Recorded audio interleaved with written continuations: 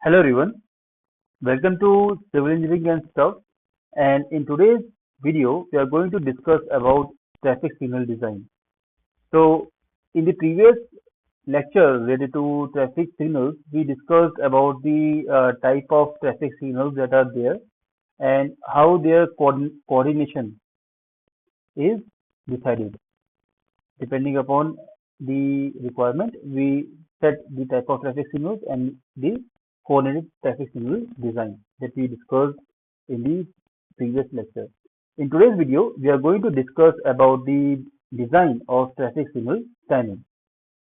So in this video, we are going to discuss about the basics of the parameters that are taken into consideration for the design of traffic signal timing.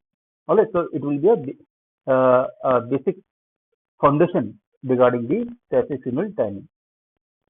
So on and on, if we want to define the basic principle related to traffic signal timing, the parameter that is taken into consideration is the time sharing principle. Right? The traffic signal timing is based upon the time sharing principle. This means that in a road section, all the vehicles should get optimum amount of time to cross the intersection. Right. So, if we talk about the positive parameters related to traffic signal time or the installation of traffic signals, the positive aspect is that it separates the conflict movement of vehicles. It separates the conflict movement of vehicles. So we have discussed about the conflict points in an uncontrolled intersection, and by installing the traffic signals, we try to separate the amount of conflict that can be created with respect to the uncontrolled intersection where the traffic is allowed to move in whatever way they want. By doing so, another positive aspect is created. That is, it increases the road capacity. It increases the road capacity. Right? The limitation that is attached to the traffic signal is that if the traffic signal time is not decided in a judicious way, then it will lead to too much delay time. It will lead to too much delay time. Alright, this is the limitation that is attached towards the traffic signal timing design. Alright, so this is the positive and this is the negative. Alright, so let us start with the basics about the design of traffic signal timing. So talking about the traffic signal timing, the traffic signal is designed in such a way that it can either work in a two-phase system or it can work in a four-phase system. So in a two-phase system, the movement of traffic is such a way that either in an intersection, the traffic at a time can move in one road like this. At a time, it can either move like this. This is the first phase. And in the second phase, the traffic can move. The traffic can move like this. Alright. This is the second phase of movement that can be done by installing the traffic signal.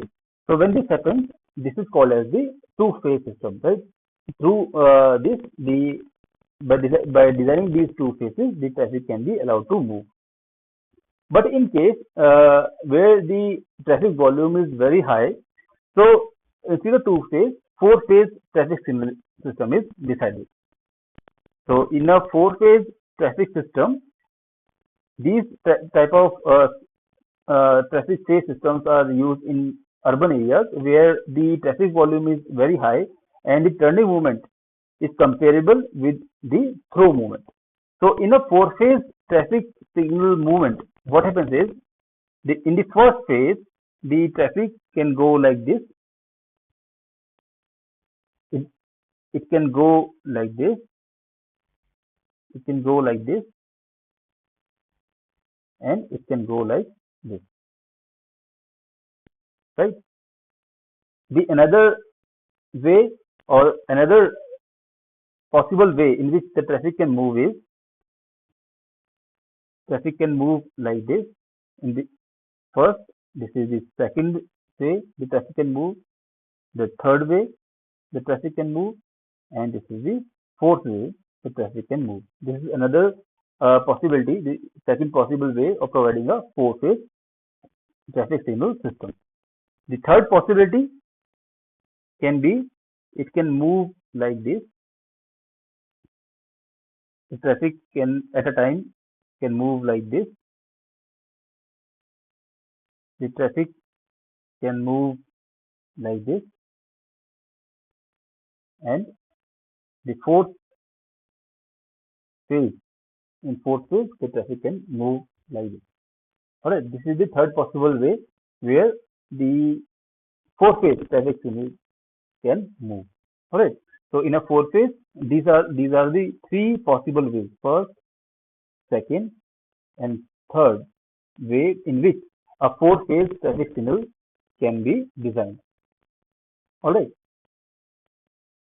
so let us discuss about two phase system first.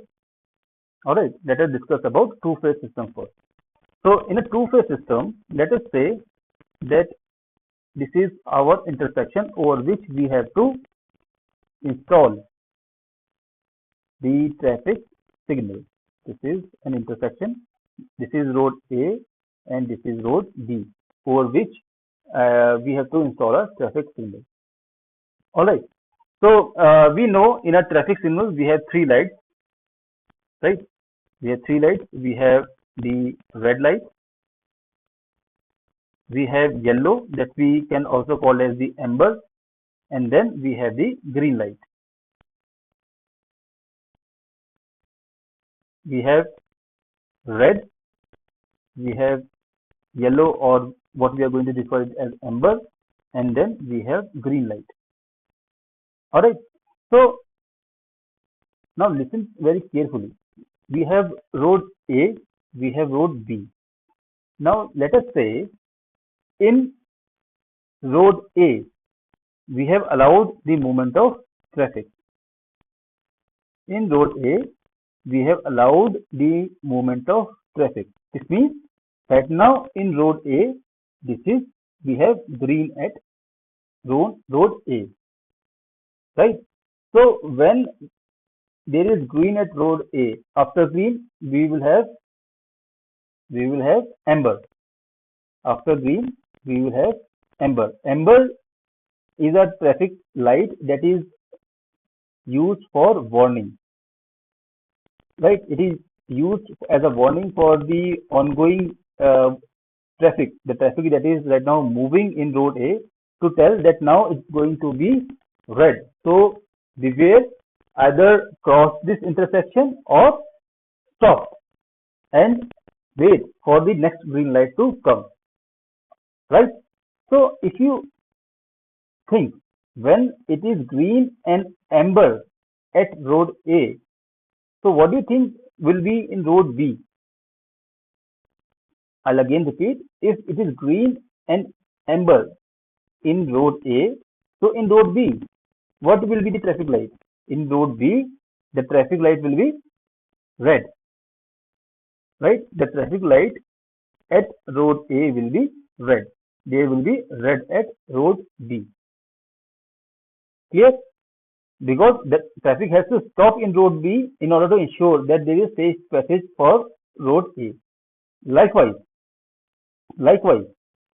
when we are now allowing the movement of traffic in road B, when we are allowing the movement of traffic in road B, so of course the traffic at road A has to stop. So there will be red at A in order to ensure that it is green at road B and followed by amber at road B, right? Green at road B and amber at road B. At that time, there will be red in road A. Yes. So if I say when it is red in road A, so at that time in road B, what kind of traffic signal it will be? It will be green at B followed by amber at B. When it is red at road A, that is the traffic is at stop, then only the traffic can move in road B. So red at road A is equal to green at road B plus amber at road B. In a similar fashion, in the similar fashion, the red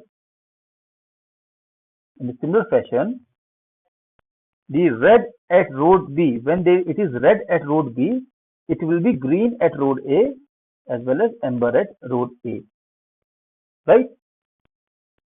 So if we show this in a two-phase system, if we want to show this in a two-phase system, let's say this is road A and this is road B, right? This is road A and this is road B.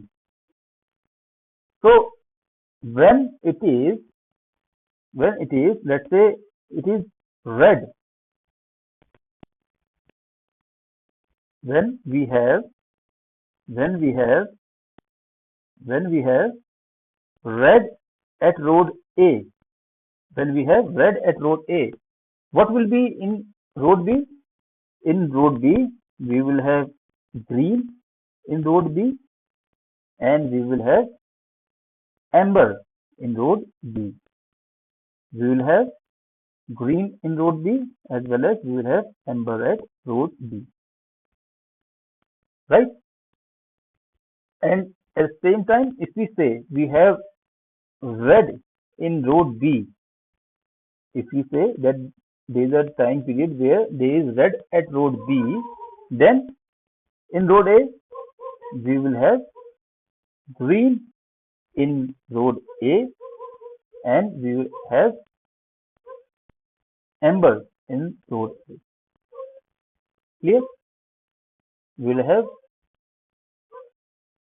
have green in road A as well as we will have amber at road A. Right? So this is how a two-phase system is represented in the form of kind of a bar chart. Okay. All right. Now let us discuss a few more important points. So we have discussed about this when it is red time in one road. When it is, let's say, red time in road A. So it will be that red time is equal to what? Red time is equal to the green time and amber time of the other road. So red time at road A will be the green time in road B plus amber time in road B. Alright, let's say this is our equation 1. In a similar fashion, red at road B will be equal to green time in road, which one? Road A plus amber time at road A. Let's say this is equation number 2. This is equation number 2, right? So this is how the red time of one road is decided. Red time at road A will be equal to the green time and amber time of road B and likewise. Now, green time on two roads. How do we decide the green time of two roads? The green time of two roads is decided as per the traffic volumes of the two roads. The green time of two roads is decided as per the traffic volume of two roads. This means that green time at A is to green time at road B is equal to the traffic volume in road A to the traffic volume in road B. Very important relation. Green time is to Green time at road A to green time of road B will be equal to the traffic volume in road A to the traffic volume of road B, right? So I will just write down here, this NA and B is the traffic volume at road A, comma B respectively, right? The traffic volume at road A, comma B respectively, right? So we have discussed about the red time, the parameter or the relation for the red time as well as the relation for the green time. Now let us discuss about the amber time. Let us discuss about the amber time or yellow time, whatever you want to call. I will refer it as the amber time. So amber time, the purpose of amber time basically serves two purposes. There are basically two purposes for amber time. The first purpose. What is the first purpose of amber time? So this amber time is provided just after green time. The reason for providing it after green time is that all the vehicles that are in motion in a road, when they see amber light, they get a warning, right? That now in 5 to 7 seconds there will be a red light, so we have to stop, right? So in an intersection, in an intersection, when a vehicle is moving and this moving vehicle sees an amber light, so it has two options. Either to speed up and cross this intersection point before the red light hits, or move as it is moving, just stop at the intersection point, right? So the purpose or the timing for the amber time should be decided in such a way that if a vehicle wants to, like if it is in a zone, that is what we are going to refer it as the stopping sight distance. Let's say this is the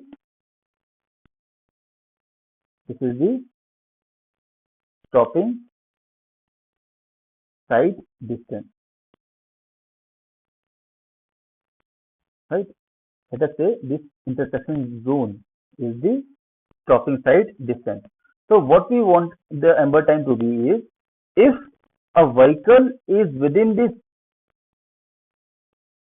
stopping sight distance zone, that is moving in this road, if the vehicle is within this stopping sight distance, then if the vehicle sees that now it's amber and the vehicle is within this stopping sight distance zone, the vehicle speeds up and crosses this intersection point, right? Or if it is away or out of this stopping sight distance zone, the vehicle should hit the brake and just stop at this stopping sight distance at the end of the intersection, right? So there can be two scenarios. The amber time can be decided on two scenarios. The first is to allow the vehicle approaching the intersection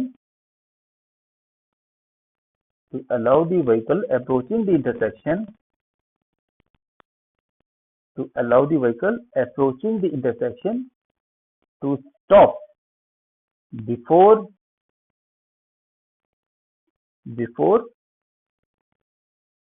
red light, right? So what we want is that the first scenario that we are going to consider is that right now the vehicle is outside this stopping sight distance. And what we want is that this vehicle has now seen that now is going to be like the amber time, the yellow light has come up and now it will soon be red.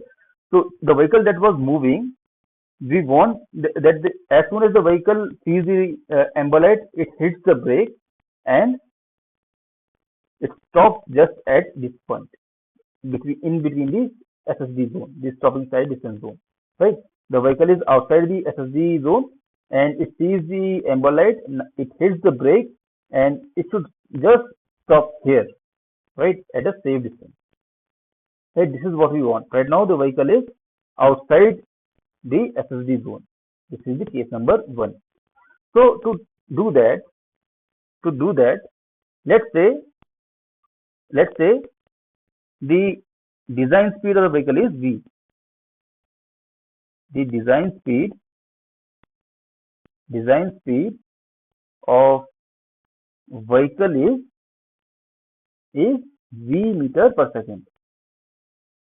The design speed with which this vehicle is moving is v meter per second. So now the vehicle starts to hit the brake, right?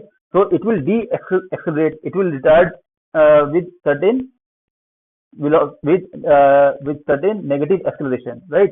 So the retardation, let us assume the retardation to be minus a, right? The retardation is minus a. So it was moving with certain velocity, it was coming or approaching the intersection with certain velocity, and it sees the amber light, it hits the brake and deaccelerate and stop, right?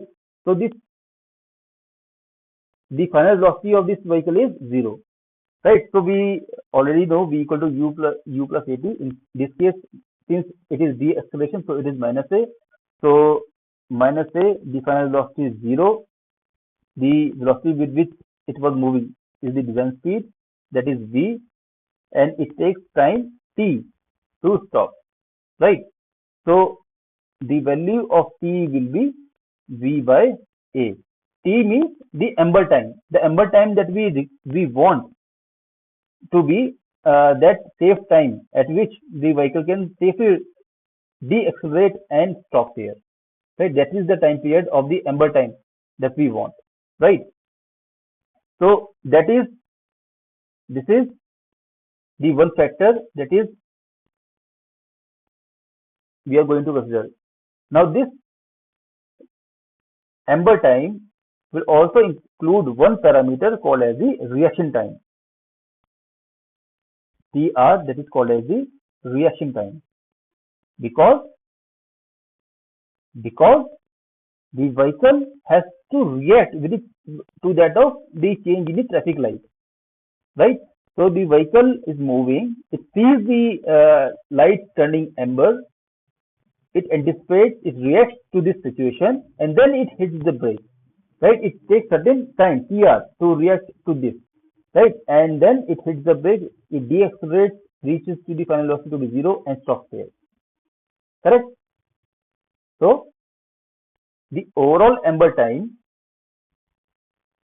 if you want to say, the overall amber time in this case, where the vehicle is outside the SSD zone, the stopping side distance zone, will be TR plus T, right? TR plus T, that is the reaction time to react to this situation, plus V by A. So this is the one situation that is by which the amber time is decided. Amber time for case 1 will be TR plus V by A. I hope it is clear. So the first purpose has been achieved. The first criteria of the amber time is TR plus V by A, right? Now let us discuss about the second criteria. Now let us discuss about the criteria number 2. Now in criteria number 2, what we have is, we have the vehicle within the stopping side distance zone, right? We have the vehicle within the stopping side distance zone, and of course the vehicle is in motion, right? Now the vehicle is in motion, right? It is moving in this stopping side distance zone, and we want all the vehicles who are in this SSD zone, we want, as soon as the vehicle sees the amber light, they speed up and they cross this intersection safely. Right? We want to set the amber time in such a way. The case number 2 should be that amber time should be in such a way that the vehicles that are within the SSD zone, within the stop sight distance zone, if they are in this zone, they should accelerate and should cross this intersection safely and reach here before the red light hits. So what are the parameters that we should consider? So let us say the width of this road is W, right? This is the width of the road W. So what we want is, we want that the vehicle should cover this distance as well as this distance, correct? We want the vehicle to consider this, to cover this distance. So the amber time should be sufficient enough to cover this distance, right? So the second situation should be, the second criteria to decide the amber time is to allow the vehicles that are in SSD zone, that we, in this case we can call it as danger zone, right? Which are in danger zone to cross the intersection,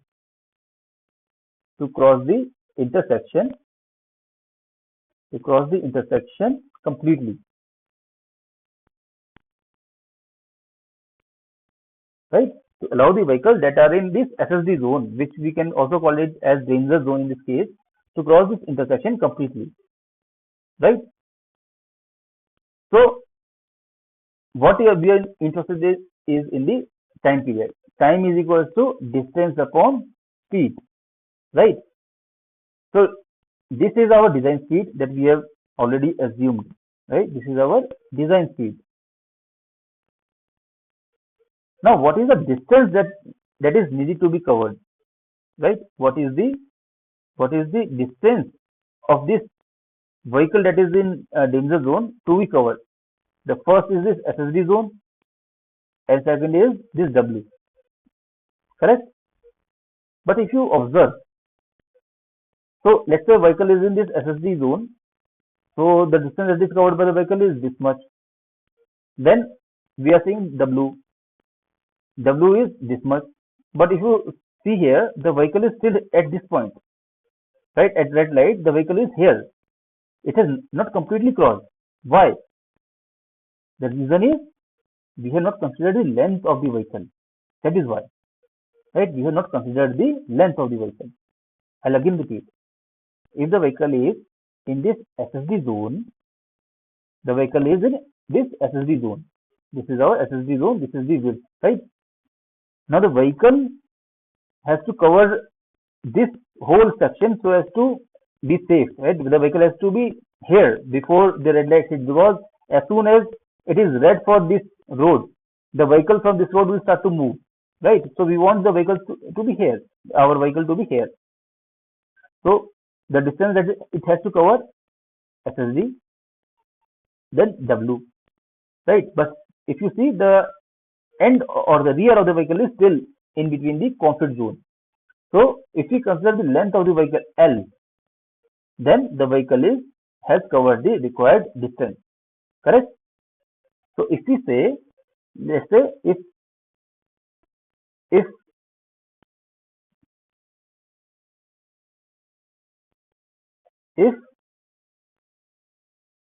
L is the length of the vehicle, then the total distance the vehicle has to cover is the SSD plus the width of the road W and the length of the vehicle L. Clear? The vehicle has to cover this SSD, this part, this width of the vehicle plus the length of the vehicle. So T will be equal to SSD plus W plus L by V, right? Where L is the L is the length of vehicle, W width of road, and SSD is the safe stopping distance, right? So this is our T2, right? This is our T2. So these are the two criteria that on which the this amber time is decided. The two purposes: the vehicles that are outside the danger zone or SSB zone, it should stop right at this intersection point, and the vehicles that are in danger zone should cross the intersection point, right? So so we have two times. One is T1. Let me just write it as T1 here, and second is T2, right? So the amber time will be maximum of these two, right? So the amber time, the final amber time that we have to adopt is maximum of T1 and T1, maximum of T1 or T2, whichever is the maximum that we have to take, right? So these are the few basic criteria that are taken into account for the design of signal timing. These are the basic criteria that are taken into account for the design of signal timing. All right. So I hope these basic criteria are clear to you. Right. In the upcoming lectures, we are going to discuss about the methods for the design of signal timing. Basically, we are going to discuss like four methods. One is the trial cycle method, second is the approximation, third is the Webster's method, and fourth is the IRC method, which is a combination of approximation and Webster. So we are going to discuss at that point of time. Okay. So this is the basic about the design of traffic signal timing. Right. I hope the lecture was useful to you. Right. And I always say, if you find this video lecture useful, like consider subscribing to the channel, right? Like the video, post your views in the comment section, share the video. It boosts our morale, right? And it helps, it encourages us to like make more videos. Okay, so that's all for this video, right? Like, share, and subscribe to the videos and channel. Thank you for watching. Have a nice day.